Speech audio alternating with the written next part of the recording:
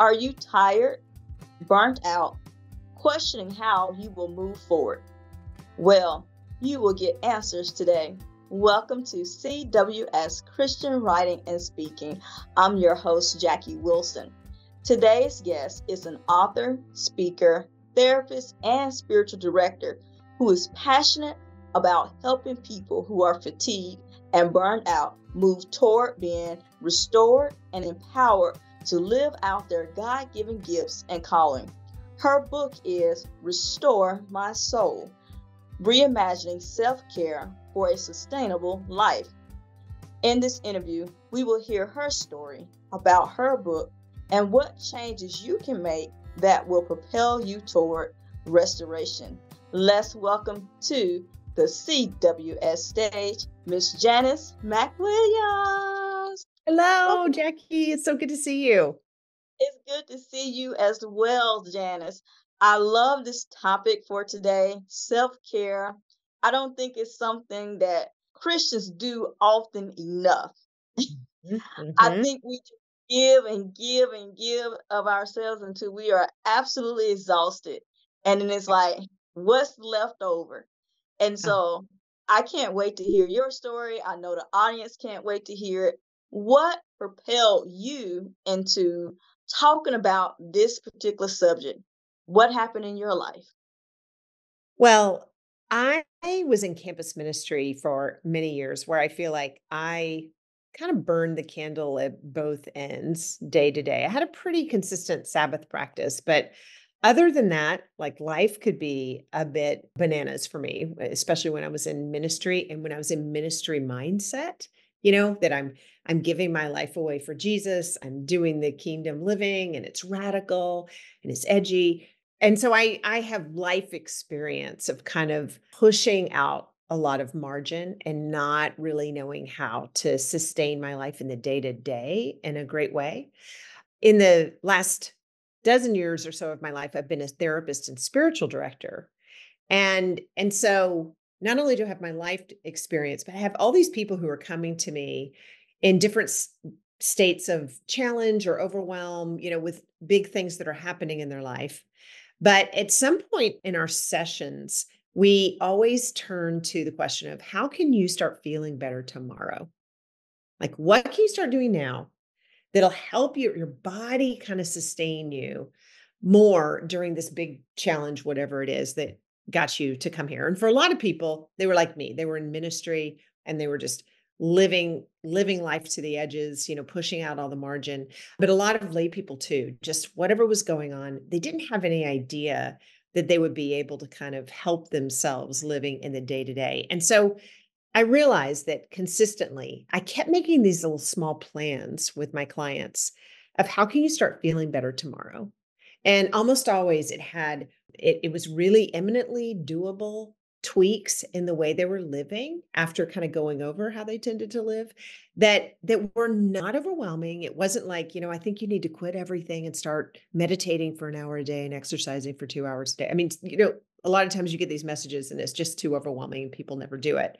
But it was rather like looking at how are you actually living? What are like 3 tweaks we can make that might really have a big change and impact in your life? And I came to this in part through a pretty stark experience in the beginning of the pandemic when everybody went online and all of my therapy sessions went online. That was stressful enough. I mean, that was stressful for all of us just moving to an online world. But the other thing that was really stressful about the therapy was that people wanted to talk about their fears about the pandemic and what was happening. And that's exactly what I was worried about too. So people would say, "Oh my gosh, I read the CDC report this morning." And inside I would be thinking, "What did the CDC report say?" And outside I was like, "Well, I'm your therapist and I'm unaffected. I'm just going to listen." But so it was like for a while, the therapy was really hard because session after session, like people were just revving me up with all their fears because I shared them to a little, more than usual in normal counseling. And I had a meeting with other therapists where we were talking about, oh my goodness, this is so hard. And how do we take care of ourselves?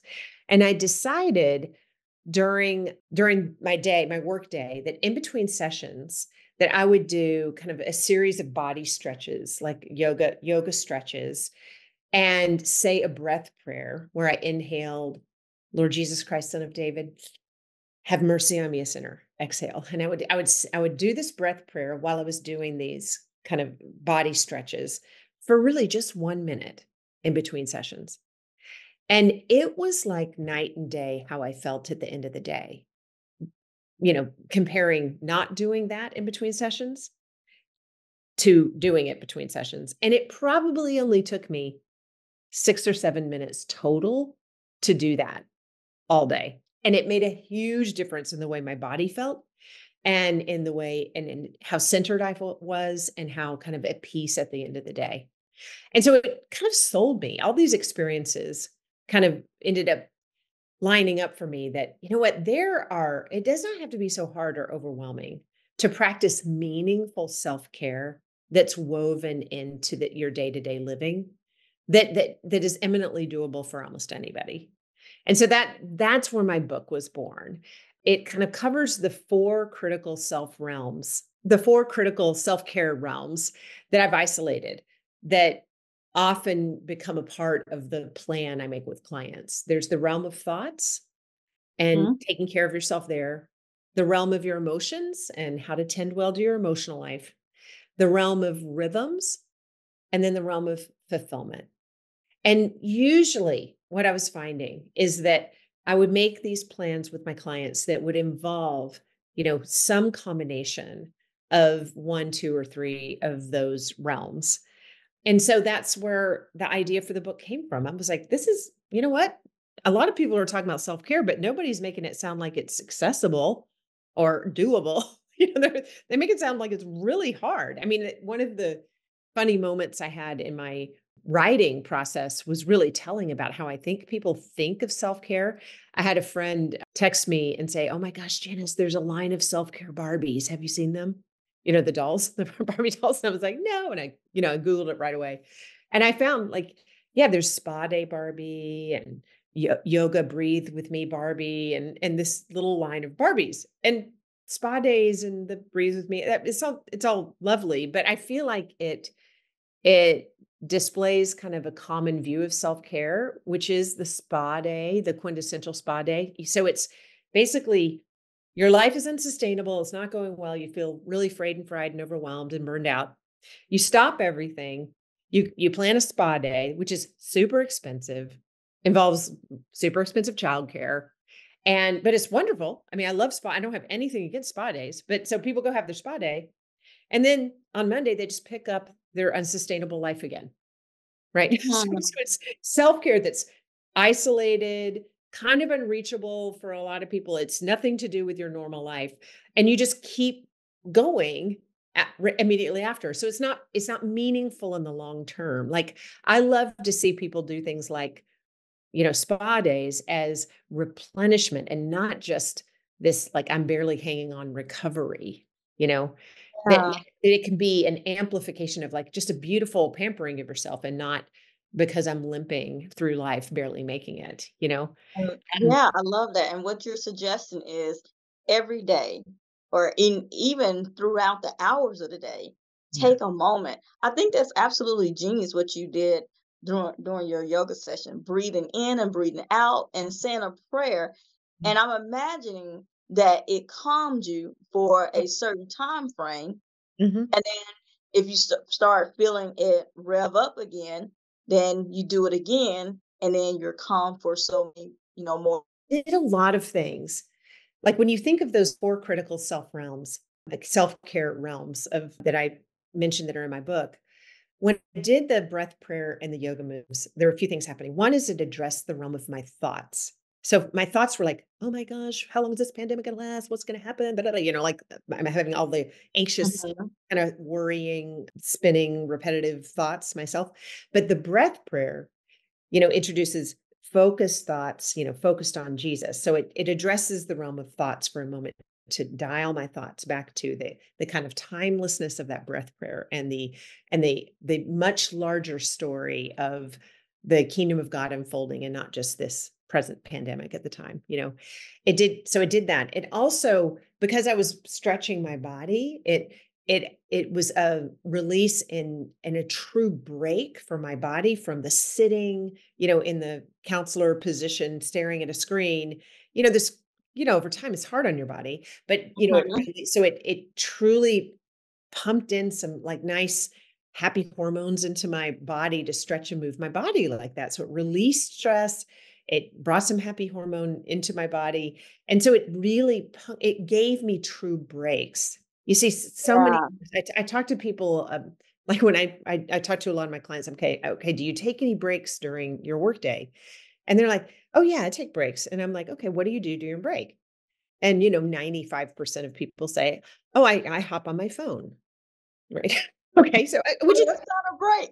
yeah, well, the phone, represents a lot of things, like, you might get a little happy text or see that a bunch of people liked your post or something happy might happen, but you're also gonna see news headlines, you're also gonna probably see social media, which frankly usually makes most of us feel terrible about ourselves, and like we desperately need to improve our wrinkles, gray hair, body, whatever. It introduces stress hormone to look at our phones.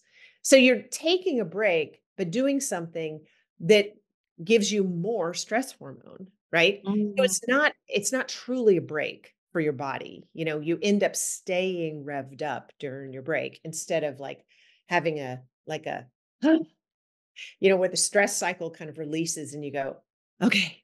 And you get a little bath of happy hormone instead of stress hormone. Like that's the thing we're going for because, there's nothing wrong with having like an intense job or a busy season and revving up and working hard. What's difficult and what we know in my field is that if you stay revved up consistently and never slow down, Right. that's what's hard for you. So being able to really take a break that really releases some happy hormone into your body and refocuses your thoughts, all those things really help us to our bodies to wear the life better. It's for it to be more sustainable to do your life. Yeah, because if you stay revved up, you will eventually burn out. And Hmm. then you won't have the life that you want because you just cannot function. And oftentimes we see that when people they get sick, Hmm. they're you see relationships falling apart.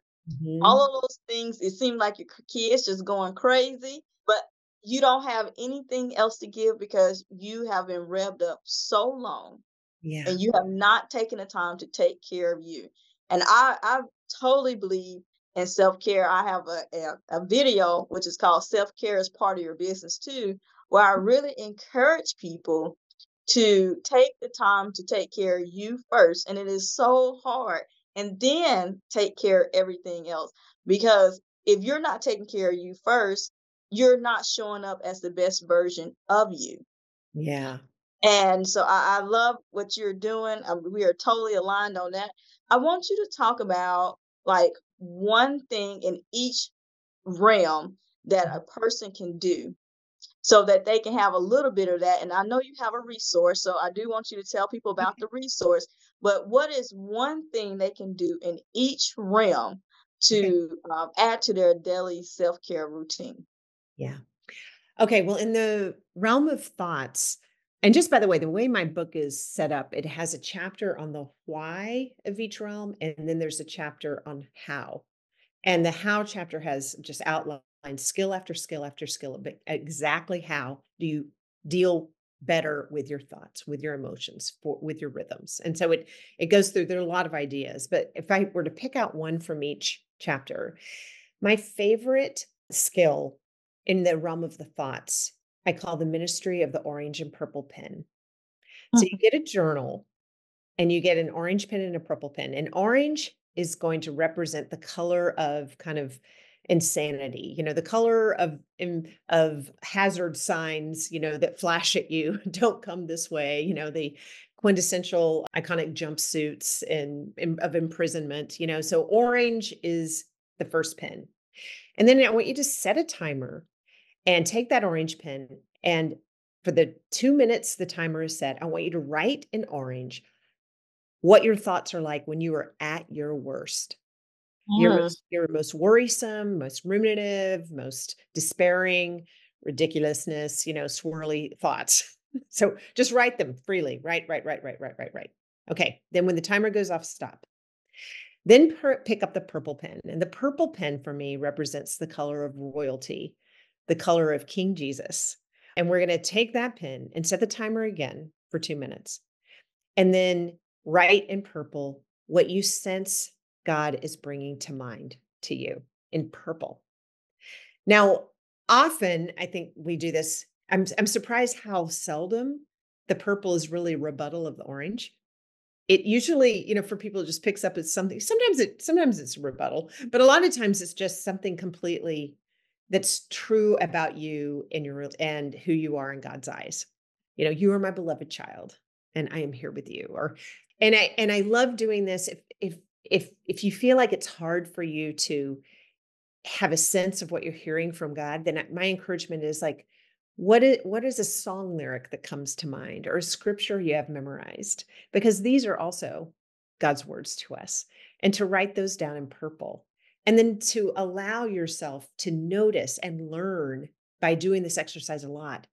What is kind of the voice of your own personal, insanity, if you will, and to be dialed into that and know that so that you in a moment can turn to the voice of the good shepherd like his sheep would turn to him. yeah, And to know, I know the voice of the good shepherd, and to dial into it and more readily learn to recognize it and hear it and heed it. So that's my thoughts skill. In the emotional world, I feel like what I notice being really troublesome for people is, and a lot of times for believers, is that they feel like certain emotions are really bad for them to experience, or mm, they're not a good Christian, or they're not doing a good job following Jesus. And I always like to come to the table like, emotion. We look, God created us with the capacity for all of those emotions, and God experiences a lot of those emotions over the course of scripture. If you look, there's jealousy, there's anger, there are things that we kind of might tend to think, I'm not supposed to be feeling that. Or if I was doing a good job, in my life of faith, I wouldn't experience this. On the contrary, I would say the emotions are actually neutral. And it's what we do with them that becomes problematic. absolutely. But being able to experience them in relationship with God is key. And a lot of us are unwilling to and unconsciously just shut them down. So Yes, here's the prayer that I think I want to give to your listeners that has been such a gift to me, is when it comes to dealing with difficult emotions, to pray this: Jesus, what are we going to do with me? What are we going to do with me? And then just say, I'm feeling blank. And here's why. And go into it in your relationship with Jesus. There is no better place for you to deal with your difficult emotions than in relationship with Jesus. absolutely. So, okay, that's the realm of emotions. In the realm of rhythms, oh, so many things I could say, but I think I'll just circle back to what we were basically talking about before. I want everyone who is listening to this podcast to be equipped to do a better break starting today. And a better break simply means whatever you've been doing for a break, that's probably on your phone, just 1, 2, or maybe 3 times a day, do something that's not on your phone instead, that might represent bringing happy and soothing hormones into your life. So that might be praying midday prayer. That might be listening to worship music. Yeah, That might be going over to the window and just like listening to the birds and looking out at the tree outside. It might be mindfully sipping a cup of tea. So I'm not anti-phone. I'm not saying like, let's all give up, modern living or something. But once, twice, or maybe 3 times a day, do a better break and see what happens. See if you have the kind of impact I had by just switching the one thing in between my sessions that took about 1 minute. And then for fulfillment, I feel like so many people wind up being in fulfillment crises. Mm, As and basically, fulfillment is highly individual and personal. I could not tell you what is fulfilling for you. I know what I can and have to think through like what's fulfilling for me. But so many of us, when we get busy and overwhelmed, we let really important, life giving, vital things that are so aligned with our sense of call and purpose in the world, we let them slide away in because we're in the rat race trying to get things done. And so we end up in a fulfillment crisis where we feel like it's almost like our souls feel anemic and thin. yeah. And so for fulfillment, my mandate to anyone who will listen to me is basically make a list of what things that are fulfilling for you to do and try to do one almost every day. So, Yeah. like, here's just a tiny example for me. Once I had a good friend who had admired like a fuzzy throw blanket I had at my house, and I found one at the store, and I bought it for her, and I was so excited. And then it sat next to my front door for like 6 weeks. Oh. Like I hadn't taken it to her. She lives, a little bit far away from me, and I'd forget to bring it every time I saw her. And I really wanted to get this blanket to her. And I was like, you know what? I got out my calendar and I was like, here's when I'm going to do it. And, and I put it in my calendar, and that day I drove it to her, and then a few minutes, yeah, I gave it to her. She was happy, but then she sent me a selfie with her and her little son cuddled up under the blanket. And Oh.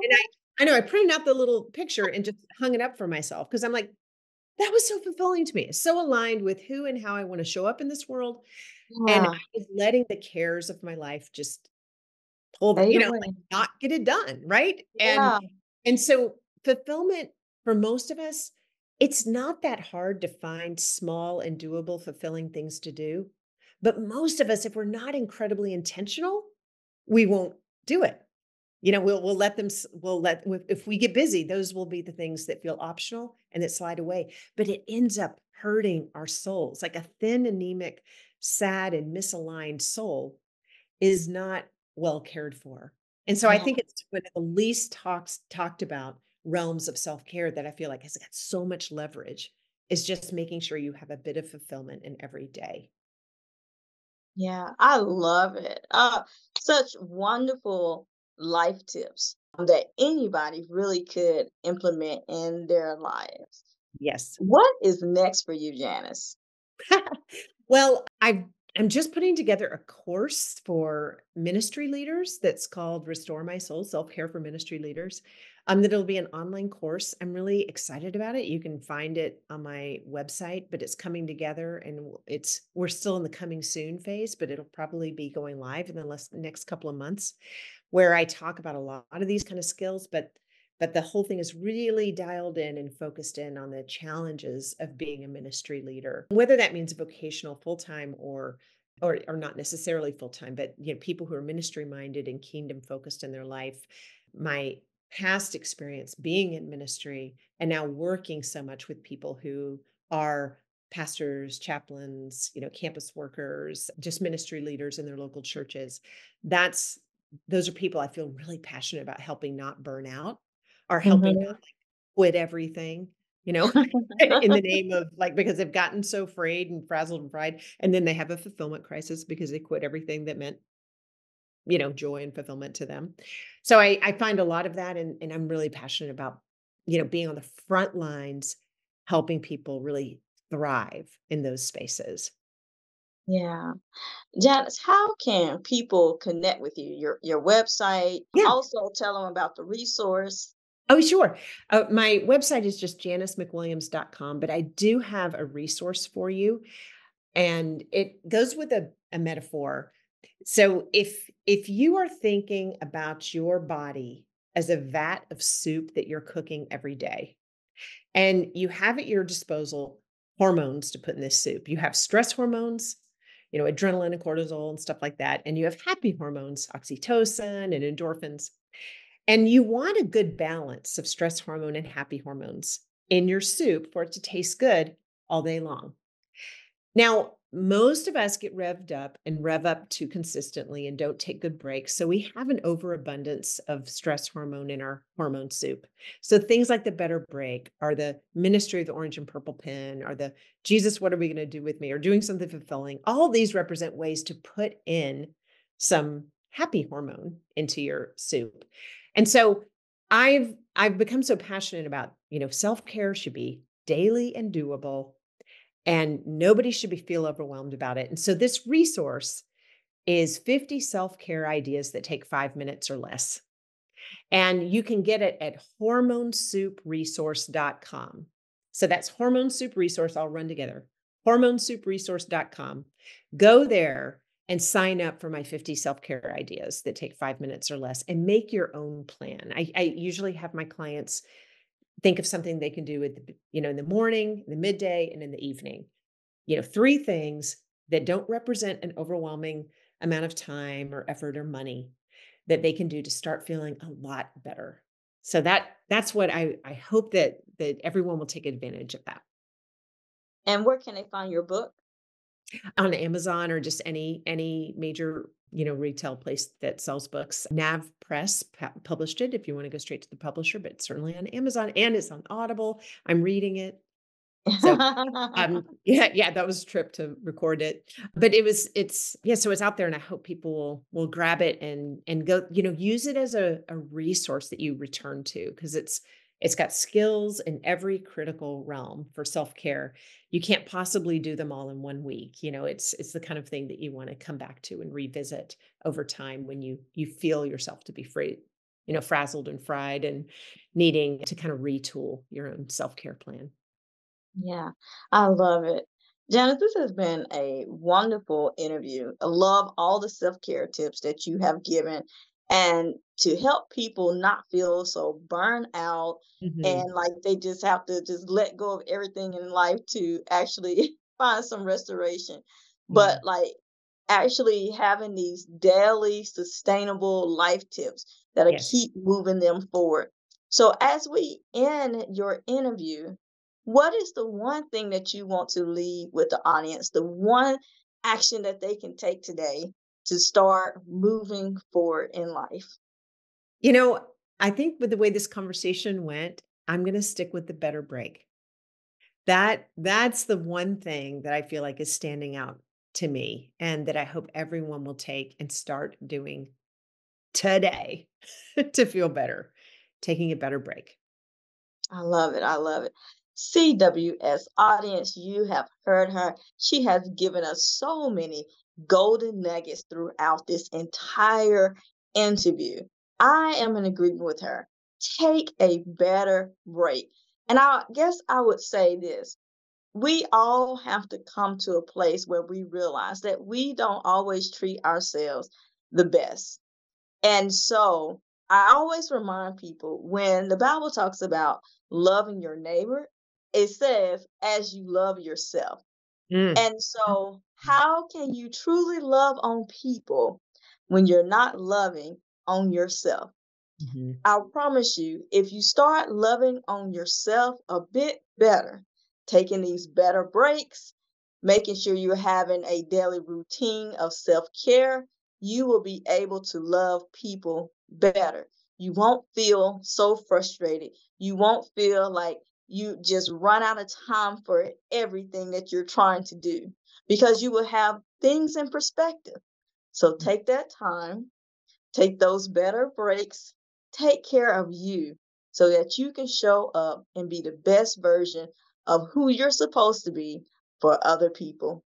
Thank Mm. you so much for listening to today's episode. And until next time, beautiful people, God bless.